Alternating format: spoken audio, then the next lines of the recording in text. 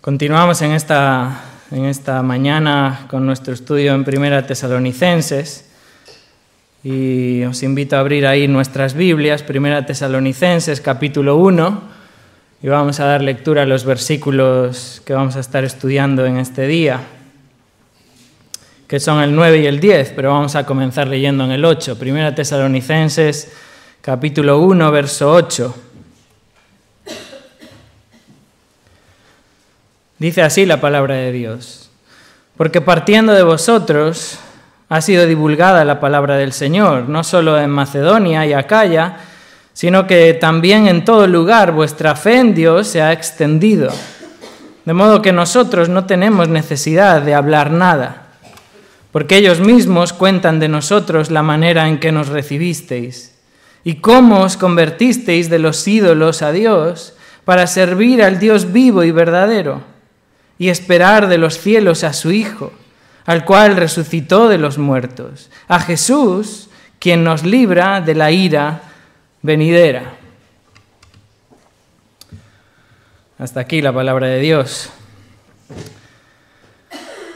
El monte Olimpo es el monte más alto de toda Grecia. Seguro que hemos oído hablar acerca de él. Fue considerado el hogar de los dioses paganos. Allí moraban los principales dioses del panteón griego y eran presididos por el dios llamado Zeus.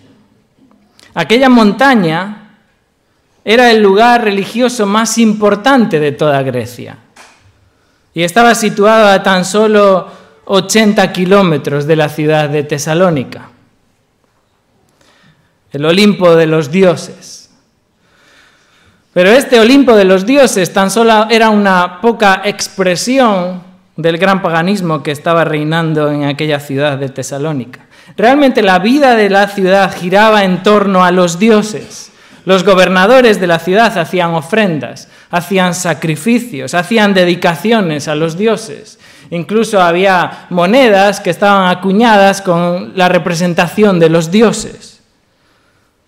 Además, cada dios tenía su propia organización, como su propia cofradía. Tenía su propio grupo de devotos que tenía a su vez sus propios sacerdotes y que hacían sus propias reuniones, sus propios cultos de adoración.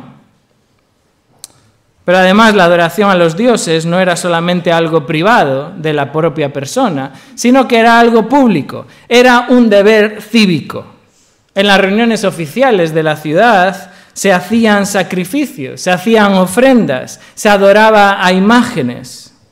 Había fiestas y celebraciones en Tesalónica, públicas, nacionales, que se consagraban expresamente a los dioses. Y en medio de todo este ambiente pagano que movía por completo la ciudad de Tesalónica, estaban los creyentes de Tesalónica, los tesalonicenses. Estos que, como estudiamos el domingo pasado, estaban testificando del Evangelio. Estaban testificando con sus propias palabras acerca del Evangelio, pero estaban también testificando con sus propias vidas transformadas por el Evangelio. Y debemos de pensar que estos de Tesalónica habían vivido por años en este ambiente. La mayoría de la iglesia en Tesalónica no era judía, la mayoría de la iglesia en Tesalónica eran gentiles, eran griegos. Por años habrían vivido inmersos en este paganismo, adorando a ídolos, en sus familias, en sus reuniones, en sus actividades públicas como ciudad. ¿Y qué es lo que había pasado ahora? ¿Qué es lo que había cambiado sus vidas de una manera tan radical? Bueno, habían sido transformados por el Evangelio. Habían sido cambiados por la obra del Evangelio. Se habían convertido al Evangelio y ahora sus vidas evidenciaban una conversión auténtica, una conversión genuina, una conversión de verdad. Como dijo el gran predicador inglés Martin Lloyd-Jones, nunca veo a Jesucristo cambiando su evangelio para que se ajuste a las personas, sino más bien veo a Jesucristo cambiando a las personas para que se ajusten al Evangelio. Y por eso el apóstol Pablo comienza esta epístola dando gracias a Dios, y toda la sección del primer capítulo que hemos estado estudiando hasta el versículo 10 es una expresión de gratitud del apóstol Pablo. Él da gracias a Dios por la salvación de los tesalonicenses. Da gracias a Dios por la conversión de los tesalonicenses. Y dedica estos dos últimos versículos de esta sección, el 9 y el 10, para explicarnos qué es la conversión. ¿En qué consiste la conversión? El domingo pasado, si recordáis, habíamos estado estudiando los resultados, las evidencias de una conversión genuina. Y quisiera que en esta mañana estudiásemos en qué consiste la conversión, qué es una conversión verdadera. Podríamos titularlo realmente, ¿qué significa convertirse en cristiano? ¿Qué significa convertirse en cristiano? La conversión de los tesalonicenses era algo notable. Si recordáis, no solamente la ciudad de Tesalónica, no solamente las ciudades de alrededor, como podía ser Filipos o Berea o otras ciudades, sino que toda la región de Macedonia. E incluso más allá de la propia región, en la región de Acaya, toda la gente era consciente de la transformación que habían sufrido los tesalonicenses. El testimonio de los tesalonicenses había divulgado grandemente. Y leemos ahí en el verso 9, 1 Tesalonicenses 1:9, porque ellos mismos cuentan de nosotros la manera en que nos recibisteis.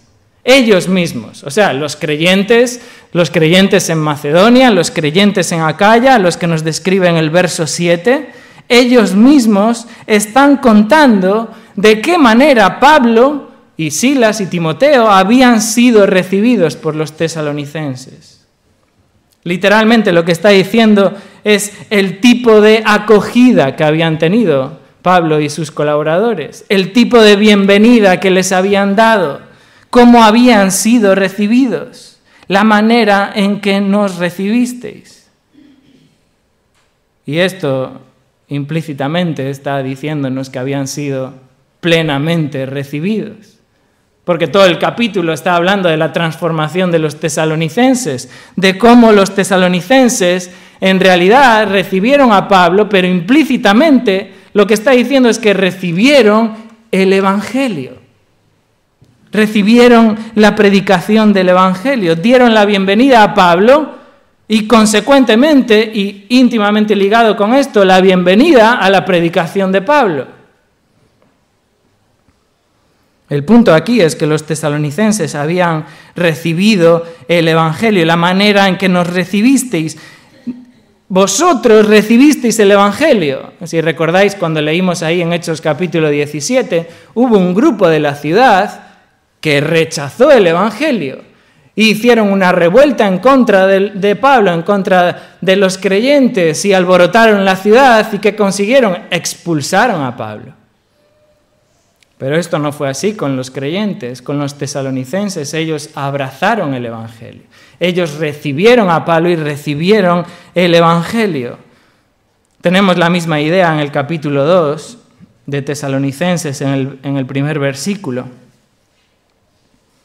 Porque vosotros mismos sabéis, hermanos, que nuestra visita a vosotros nos resultó vana.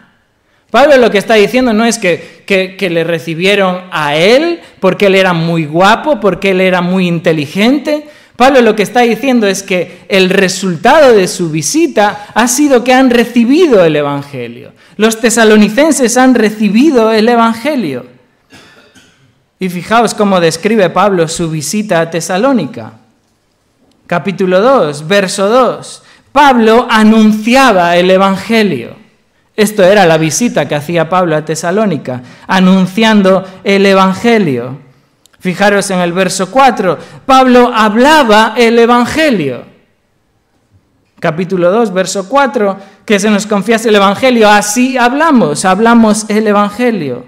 Verso 8, Pablo les entregaba el Evangelio. Verso 9, Pablo les predicaba el Evangelio. Y así hasta llegar al verso 13, donde vemos que en realidad recibieron las palabras de Pablo, pero lo que estaban recibiendo era el Evangelio, las palabras de Dios, la palabra de Dios, recibiendo el Evangelio. ¿Y por qué? ¿Y por qué estos creyentes estaban recibiendo el Evangelio? ¿Por la argumentación de Pablo?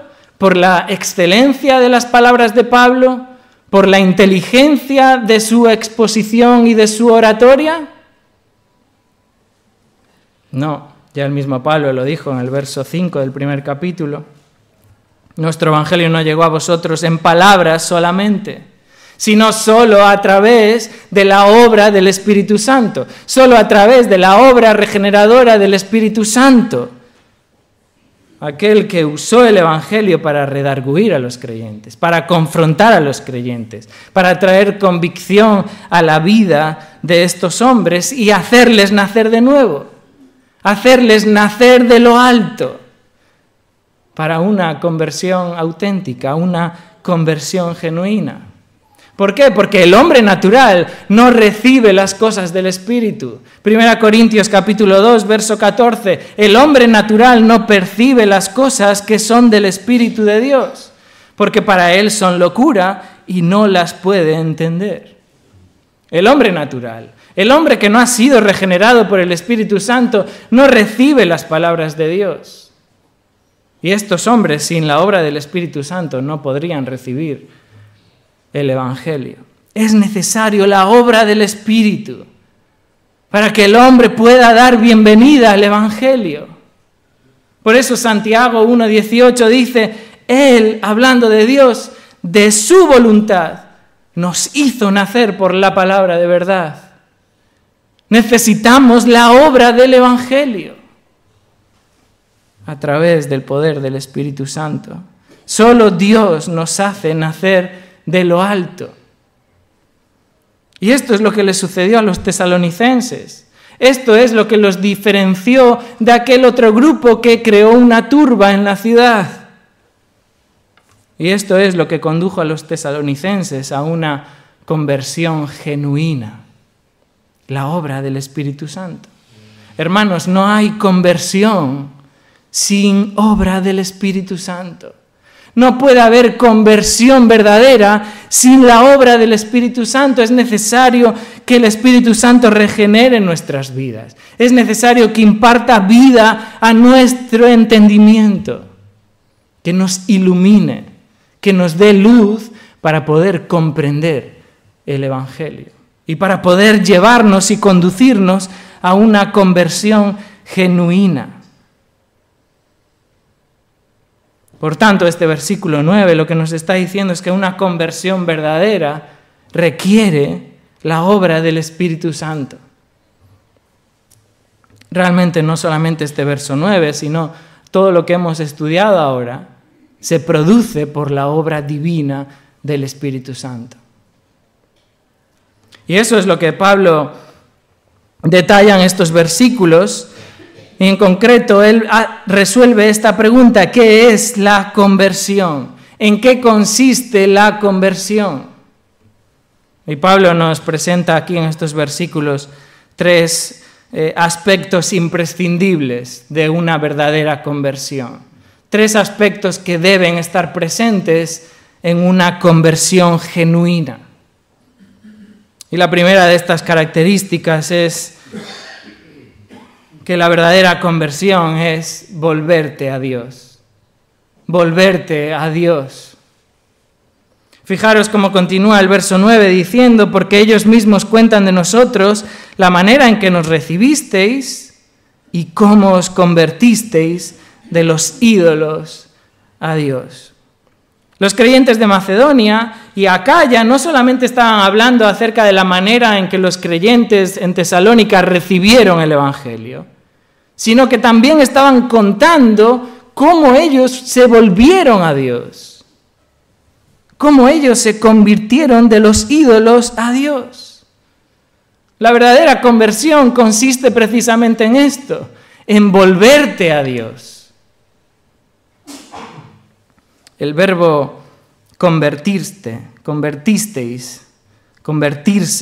tiene la idea esta de cambiar de dirección, volverte, cambiar de rumbo, dar un giro a tu vida. Supone el rechazo de la dirección en la que vas para ir en otra dirección completamente diferente.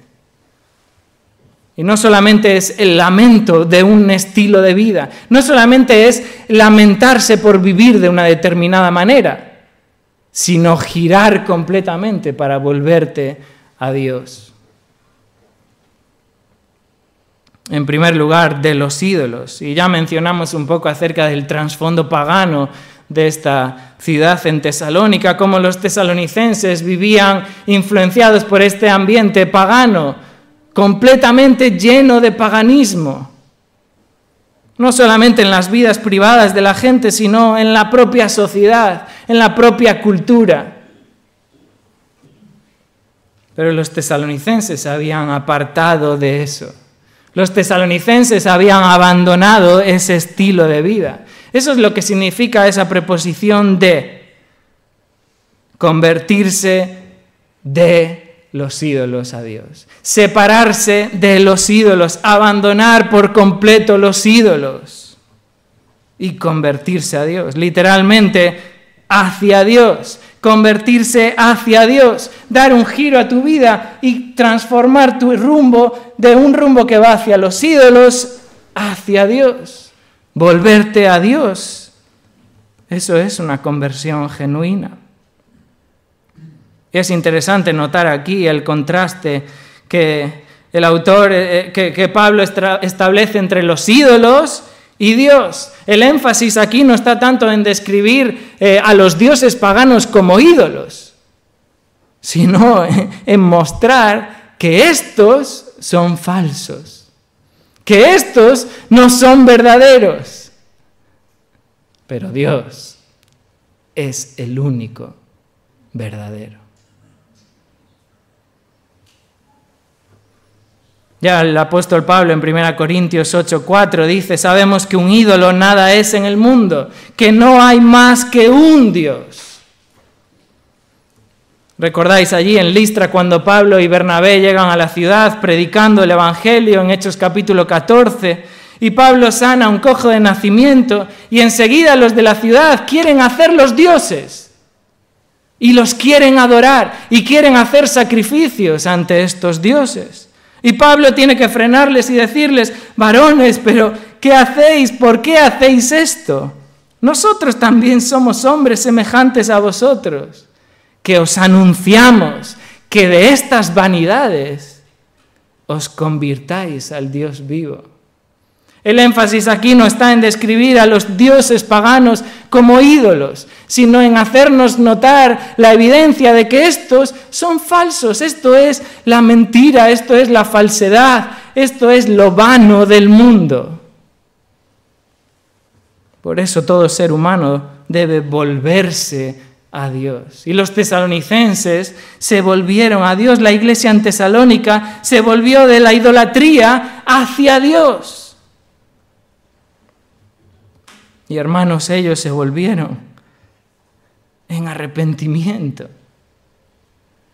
Y ellos se volvieron en fe. Esto es la conversión. No es posible volverte a Dios sin arrepentimiento en tu vida. No es posible volverte a Dios sin fe. Y la conversión auténtica es volverte a Dios en arrepentimiento y en fe.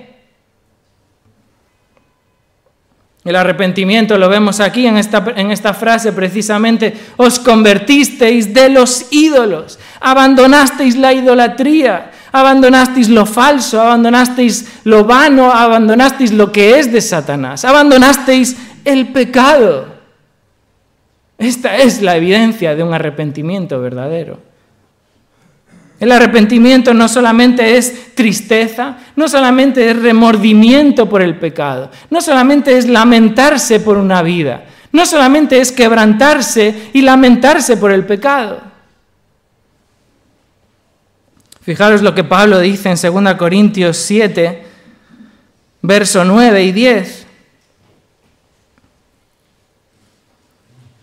Él dice, ahora me gozo, no porque hayáis sido contristados, sino porque fuisteis contristados para arrepentimiento. Porque habéis sido contristados según Dios, para que ninguna pérdida padecieseis por nuestra parte. Porque, fijaros, verso 10, porque la tristeza que es según Dios produce arrepentimiento. Pero la tristeza del mundo produce muerte. El arrepentimiento no solamente es lamentarse, no solamente es quebrantarse en un momento determinado de tu vida, no solamente es tener remordimiento. El arrepentimiento verdadero es abandonar el pecado y volverse a Dios.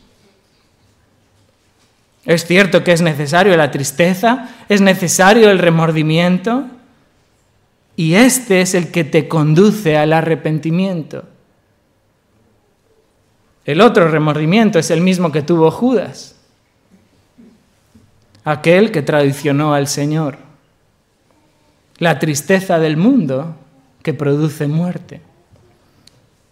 Es el mismo arrepentimiento que tuvo el joven rico, que dice allí en Mateo 19 que se fue triste porque tenía muchas posesiones. Amaba su dinero. Triste, pero sin arrepentimiento. El verdadero arrepentimiento implica reconocer nuestro pecado. Esto lo vemos allí en el Salmo 51, cuando David dice, yo reconozco mis rebeliones y mi pecado está siempre delante de mí. Contra ti solo he pecado y he hecho lo malo delante de sus ojos. El arrepentimiento implica reconocer nuestro pecado. El arrepentimiento también implica odiar el pecado, aborrecer el pecado. Fijaros allí en Job 42:6. Él dice, por tanto me aborrezco y me arrepiento en polvo y ceniza. Este es el verdadero arrepentimiento, hermanos. Y finalmente abandonar el pecado de nuestras vidas. Esto es arrepentirse. Esto es volverse a Dios. El verdadero arrepentimiento conlleva abandonar el pecado, produce un cambio en nuestra manera de pensar, que no se queda solamente en la manera que pensamos, sino que se traduce en nuestra actitud y en nuestra voluntad.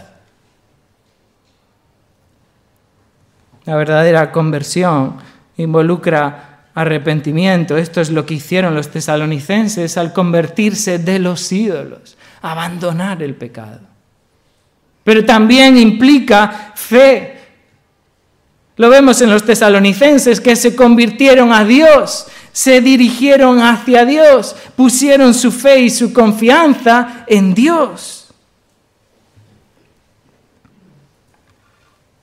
La fe es necesaria para la conversión, ¿verdad?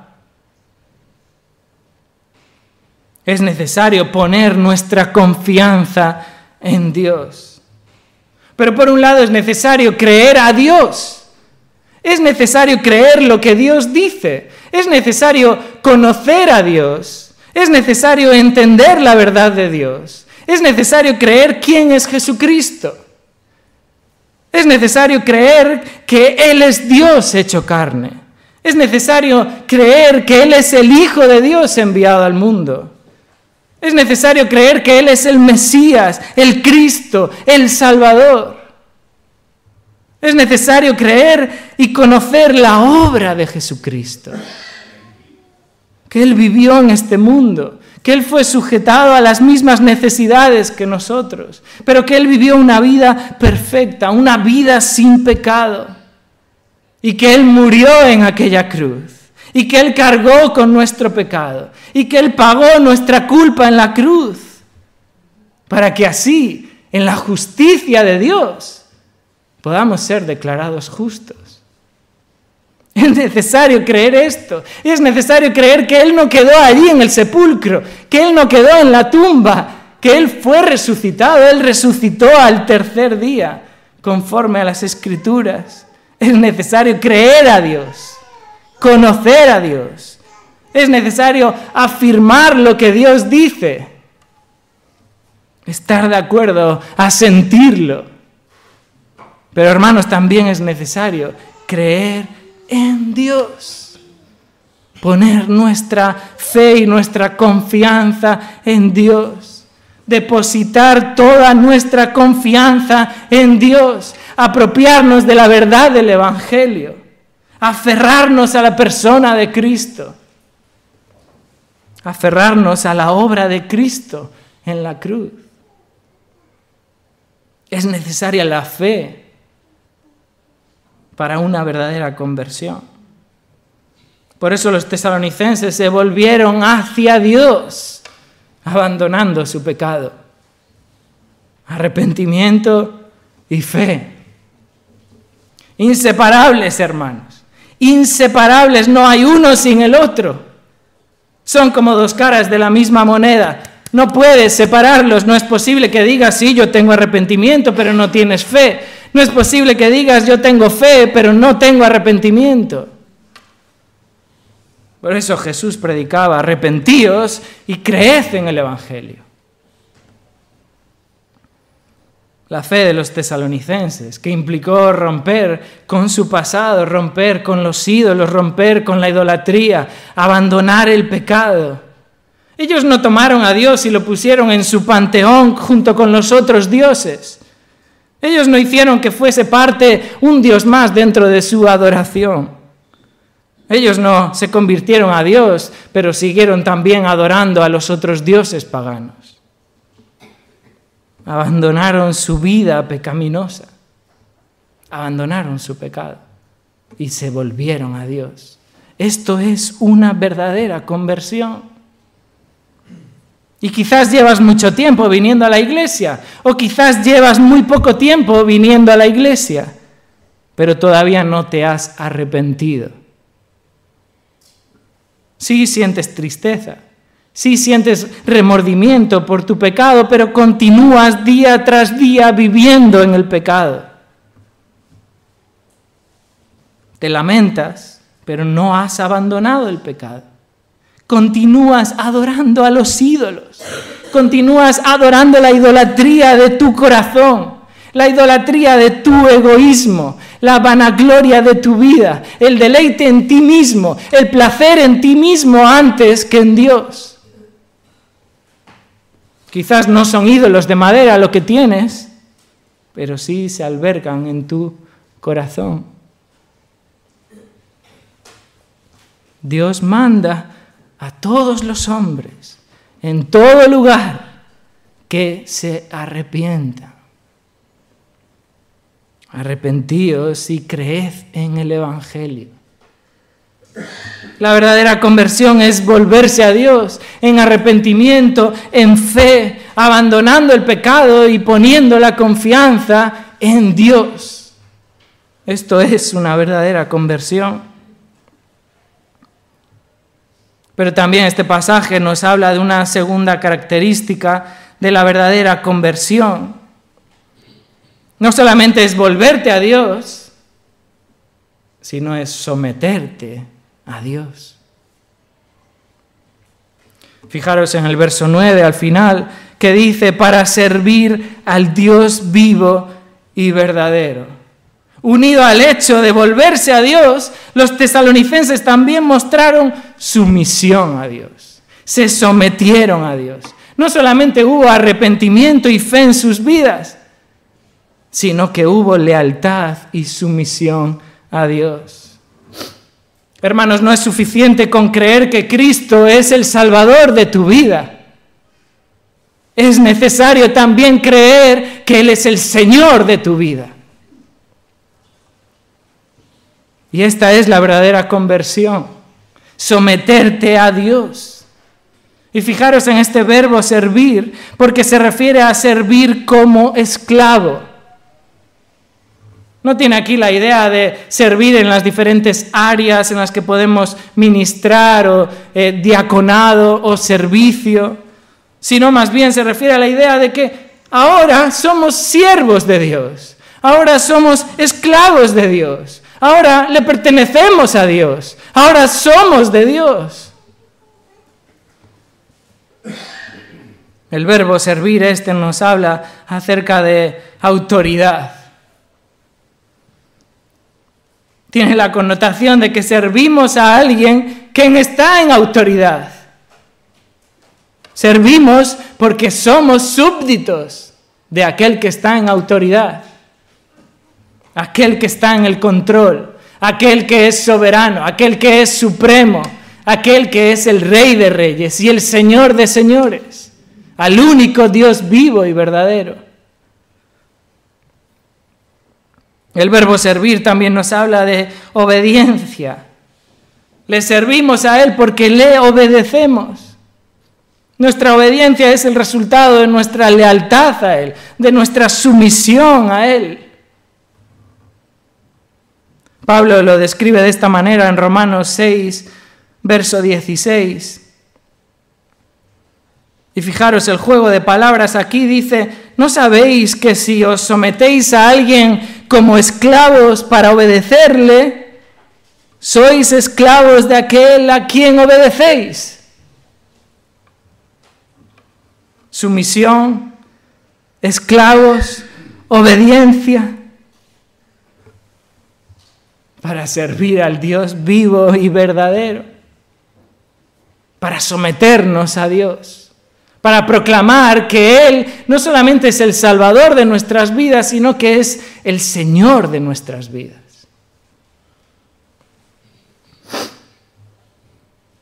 Y fijaros aquí como dice el Dios vivo y verdadero, de nuevo el contraste aquí entre los ídolos, entre los dioses falsos, entre las vanidades de este mundo, y Pablo resalta al Dios vivo y verdadero.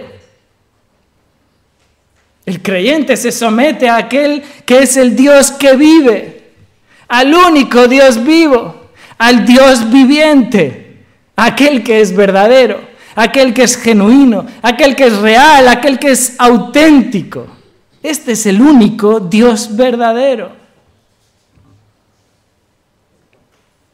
Fijaros cómo el profeta Jeremías en el capítulo 10, podéis acompañarme ahí por un momento, Jeremías capítulo 10.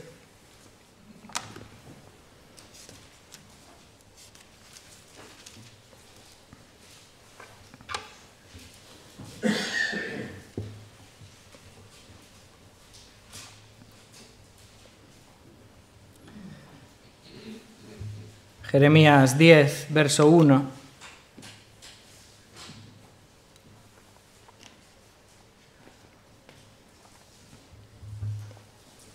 Dice así: oíd la palabra que Jehová ha hablado sobre vosotros, oh casa de Israel. Así dijo Jehová: no aprendáis el camino de las naciones, ni de las señales del cielo tengáis temor, aunque las naciones las teman. Porque las costumbres de los pueblos son vanidad, porque el leño del bosque cortaron, obra de manos de artífice con buril, con plata y oro lo adornan, con clavos y martillo lo afirman para que no se mueva. Derechos están como palmera y no hablan, son llevados porque no pueden andar. No tengáis temor de ellos, porque ni pueden hacer mal, ni para hacer bien tienen poder. No hay semejante a ti, oh Jehová, grande eres tú, grande tu nombre en poderío. ¿Quién no te temerá, oh Rey de las naciones? Porque a ti es debido el temor, porque entre todos los sabios de las naciones y en todos sus reinos no hay semejante a ti. Todos se infatuarán y entontecerán. Enseñanza de vanidades es el leño. Traerán plata batida de Tarsis y oro de Ufaz, obra del artífice y de manos del fundidor. Los vestirán de azul y de púrpura, obra de peritos es todo. Mas Jehová es el Dios verdadero. Él es Dios vivo y Rey eterno. A su ira tiembla la tierra, y las naciones no pueden sufrir su indignación. Él es el Dios verdadero, y nos sometemos a ese Dios. ¿A quién estás sirviendo? ¿A quién te estás sometiendo? No puedes servir a dos señores. ¿Quién es tu rey? ¿A quién debes tu lealtad? ¿A quién estás obedeciendo? ¿Estás obedeciendo a Dios o estás obedeciendo tu pecado? ¿De quién eres esclavo? ¿Eres esclavo de Dios o eres esclavo de tu pecado? Una conversión verdadera implica someterte a Dios.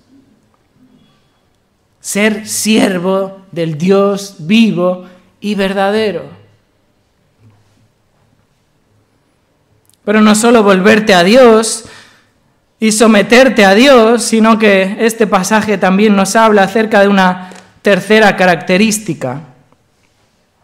Volviendo a 1 Tesalonicenses. Y la tercera característica de una verdadera conversión es esperar a Cristo. Esperar a Cristo. Oh, cuánto olvidado tenemos esto. Dice el verso 10, 1 Tesalonicenses 1:10, y esperar de los cielos a su Hijo, al cual resucitó de los muertos, a Jesús, quien nos libra de la ira venidera. La verdadera conversión pone su anhelo en la venida de Cristo. Su expectativa está en la venida de Cristo. Los tesalonicenses esperaban con anhelo la venida de Cristo. Era tal que llegaron hasta el punto de preocuparse por aquellos que habían muerto antes de la venida de Cristo. Y estudiaremos esto próximamente en otros domingos. Pero ellos tenían un anhelo expectante por su venida. El término esperar se refiere aquí a esperar con expectación, esperar con anhelo, esperar con ansia. Este es el verdadero convertido que espera la venida de Cristo, que aguarda la esperanza bienaventurada y la manifestación gloriosa de nuestro gran Dios y Salvador Jesucristo. Esperar a Cristo, esperar al Hijo de Dios, aquel que Dios envió, a Jesús de Nazaret. Fijaros cómo el propio pasaje habla del Hijo de Dios y lo hace igual a Jesús. Jesús de Nazaret, aquel que padeció en esta tierra, aquel que murió en la cruz, aquel que resucitó al tercer día, aquel que es el Rey, aquel del que Pablo predicaba, este es Rey. Por eso quisieron echar a Pablo de Tesalónica, porque predicaba de que había otro rey diferente a César. Jesús. Y aquel que volverá para reinar. El Hijo de Dios. Jesús de Nazaret. Dios hecho carne. Aquel que es completamente Dios y perfectamente hombre. Aquel que viene de los cielos, que desciende de los cielos. Por eso Pablo en Filipenses 3:20 dice, nuestra ciudadanía está en los cielos, de donde esperamos al Salvador. Él viene de los cielos. Esperamos a aquel que está sentado a la diestra del trono, en la majestad, sentado a la diestra de Dios, y que regresará, y que viene. Esperamos a aquel a quien Dios resucitó de entre los muertos, y lo sentó a su diestra en el cielo. Por eso le esperamos, hermanos, porque Él resucitó. Si no hubiera resucitado, ¿qué esperaríamos? No esperaríamos nada. Por eso la resurrección es fundamental en la fe. Sin resurrección no habría esperanza. Sin resurrección no habría fe. Vana sería nuestra fe, dice el apóstol Pablo. Pero Pablo dice allí en el capítulo 15, en el verso 20, mas ahora Cristo ha resucitado de los muertos. Y Él es primicias de los que durmieron. La verdadera conversión manifiesta un anhelo expectante por la venida de Cristo, porque Él es quien nos libra de la ira venidera. Jesucristo es el que nos libra. Él es nuestro libertador. Él es el que nos protege de la ira. Él es el que nos preserva de la ira venidera.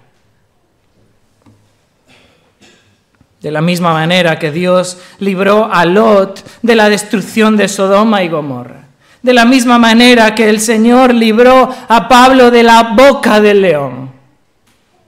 Jesucristo nos libra de la ira venidera.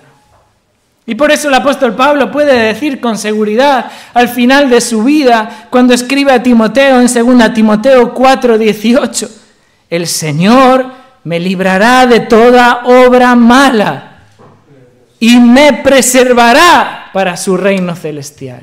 Es Él quien nos libra de la ira venidera. Él es nuestro libertador.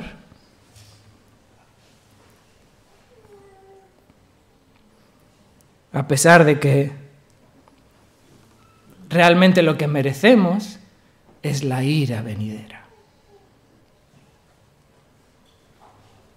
A pesar de que lo que merece nuestro pecado es la ira venidera.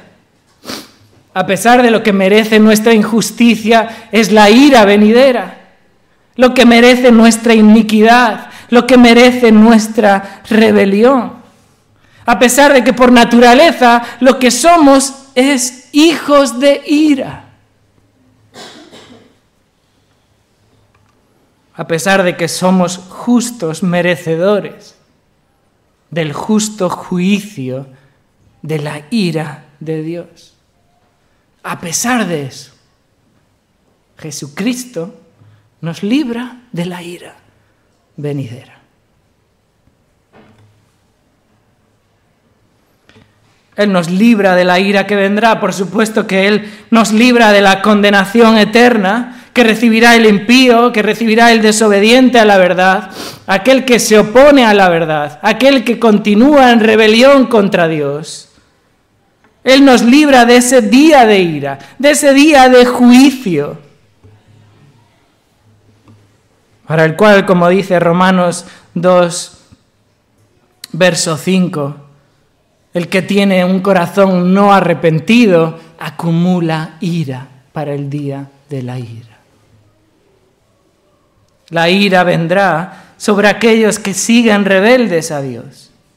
Pero de manera particular el Señor también nos libra de la ira que vendrá en la gran tribulación, hermanos. Por eso podemos tener seguridad. Este versículo nos asegura que los creyentes seremos librados de la ira de la gran tribulación. Por eso aquel que es verdaderamente convertido espera con anhelo la venida de Cristo. Espera con anhelo el regreso de Cristo. Pero ¿dónde está tu anhelo? ¿Dónde está realmente tu anhelo, tu expectación? ¿Estás esperando con ansia la venida de Cristo? ¿Está tu esperanza puesta en aquel que ha sido resucitado de los muertos, aquel que está sentado a la diestra de Dios, aquel que viene? Ahí está puesta tu esperanza, ahí está puesta tu anhelo.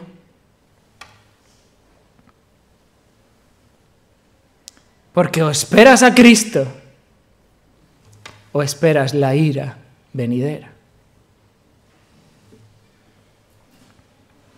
La verdadera conversión consiste en volverte a Dios. Consiste en dar un cambio a tu vida, arrepentirte de tus pecados, reconocer tus pecados, aborrecer tus pecados y abandonar tus pecados para volverte a Dios, para poner tu confianza en Dios, para creer a Dios y creer en Dios. La verdadera conversión también consiste en someterte a Dios. No solo aquel que es Salvador de tu vida, sino aquel que es Señor de tu vida. Y del que somos súbditos, del que somos esclavos. La verdadera conversión consiste también en esperar a Cristo con anhelo, con expectación, a nuestro libertador. Arrepentimiento, fe, obediencia, sumisión, esperanza. Esto es lo que debe reinar en nuestras vidas, hermanos. Estas son las evidencias de una conversión genuina, de una conversión verdadera, de alguien que puede decir: nuestra ciudadanía está en los cielos. Y si esta no es la realidad de tu vida, si esto no es la evidencia de tu vida, hoy es día de salvación.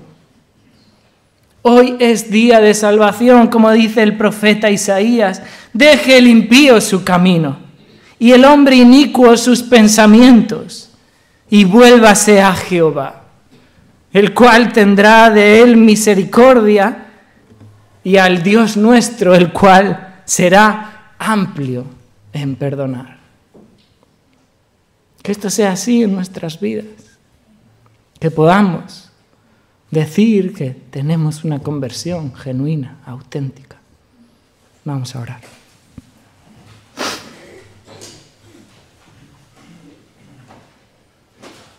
Señor, te damos gracias una vez más por tu palabra. Te damos gracias porque tu palabra es santa, tu palabra es perfecta, tu palabra es sin error, tu palabra es suficiente, tu palabra es viva, es eficaz, Señor. Y tú la has revelado, Señor, con el propósito de atraernos a ti, de acercarnos a ti. Tú has revelado, Señor, tu evangelio para salvar almas, Señor. Y oramos en este día, Señor, que tú salves, que tengas misericordia, que seas amplio en perdonar. Que tú salves, Señor, aquellas almas que no se han arrepentido todavía, que los lleves al arrepentimiento. Que tú, Señor, les des fe para poder creer. Que tú, Señor, les convenzas de pecado y puedan volverse a ti, Señor, y puedan evidenciar una conversión auténtica, genuina. Una conversión, Señor, que se somete a ti, a tu voluntad, Señor, y una conversión que espera la venida de Cristo. Esa es nuestra oración, Señor, y la hacemos en el nombre de Cristo. Amén.